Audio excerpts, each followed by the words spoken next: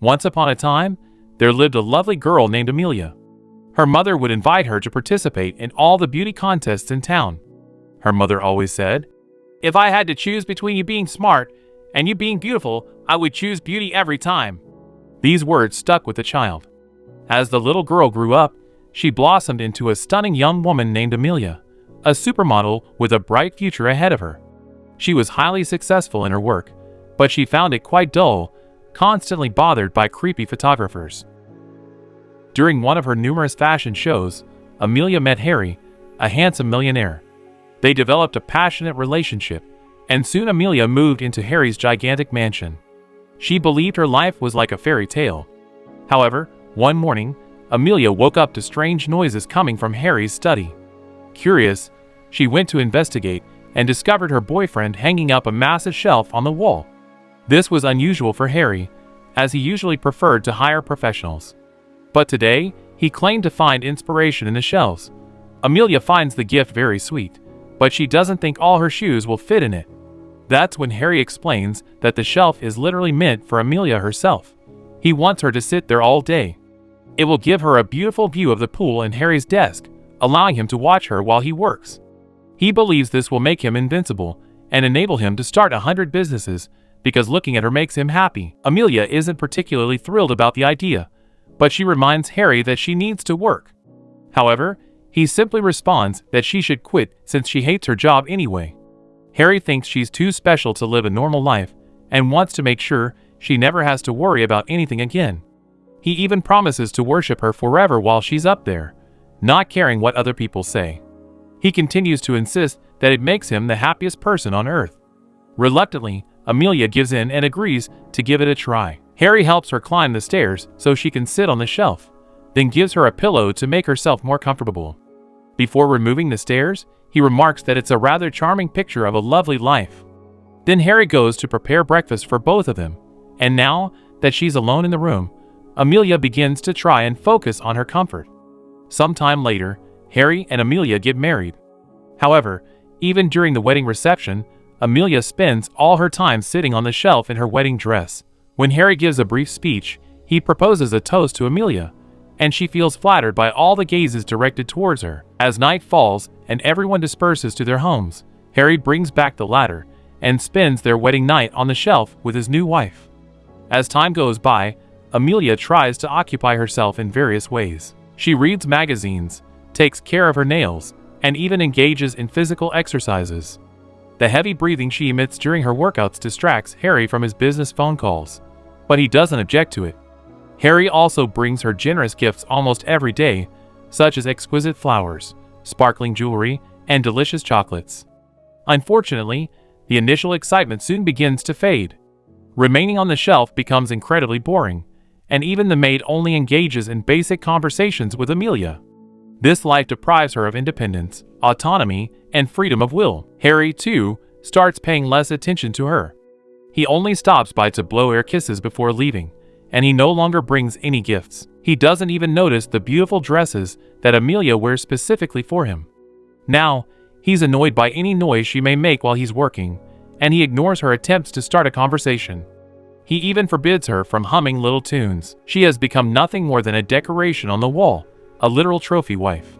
One day, Amelia retrieves her most glamorous dress, hoping that Harry would at least glance at her. Instead, Harry notices that the artificial light doesn't reach his table, so he asks his employees to help him change the situation.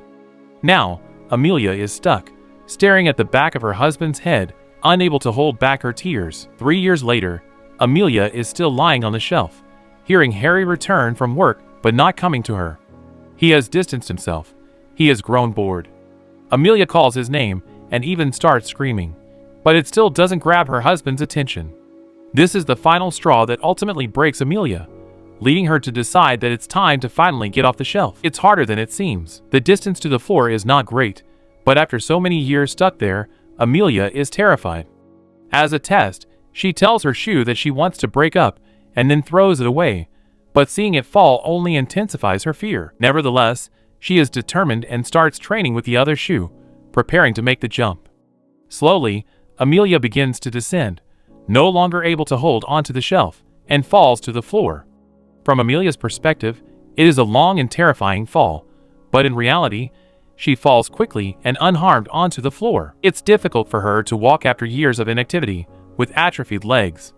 Therefore, Amelia uses furniture, slowly and clumsily stands up and steps outside. The sensation of the wind on her face delights Amelia once again, and soon she begins to explore like a child, seeing the world for the first time. Spinning with happiness, Amelia almost falls into the pool, tosses bundles of tennis balls, and dances through the hallways of the house before finding shoes to wear outside and hopping into a mail truck that takes her to the city center. When she reaches the city, her eccentric behavior continues as she gains confidence in her walking, moving quickly, and finally feeling like a part of society again. She even asks a man to give her a ride on his bike. The trip brings immense pleasure, and as soon as they reach the coast, Amelia wanders off to continue her exploration. She dances with a stranger once again and eventually makes her way to the beach. There, a group of dancers joins her, and she runs into the sea, finding solace in the cold waves that bring her back to reality. Afterward, Amelia tries to strike up conversations with strangers, but they are not interested in her happiness and refuse to lend her a towel. Feeling cold and lonely, Amelia decides to wander the city once again until she stumbles upon a cosmetic store. Noticing some women doing their makeup and seeing the state of her face reflected in the store's windows, her mascara runs and her face becomes smeared. Wanting to feel beautiful again, Amelia enters the store and uses the free samples to clean her face. One of the clerks, Jordan, is impressed by Amelia's makeup skills and asks if she is a makeup artist. Amelia quickly explains that her job involves sitting as a trophy for a millionaire. Surprisingly, Jordan doesn't judge her for it because her mother taught her the importance of being happy. Amelia responds, sharing her mother's philosophy that beauty is more important than intelligence, and Jordan tells her that she doesn't have to choose, she can have both. This means a lot to Amelia because she had never thought about it in that way before. After a few moments, Amelia returns home and gazes at the shelf for a while. After some hesitation, she grabs a poker and begins to strike the shelf, aiming to destroy it. At first, it happens slowly because breaking such large objects is always intimidating, but soon it starts bringing immense pleasure, and Amelia picks up the pace until there is hardly anything left of the shelf. A year later, Amelia opens her own cosmetic store under her own brand. It becomes a great success, with a constant crowd of people waiting outside, eager to get their turn. However, even in the store, Amelia falls back into old patterns. She sits on a shelf with a neon sign above her that reads, "Let everyone look," intending to become an example of how she is both incredibly beautiful and intelligent enough to be respected. Customers come to greet her and call her pretty, nothing more. So Amelia will continue to be another cog in the wheel of beauty, designed to belittle women no more than living trophies.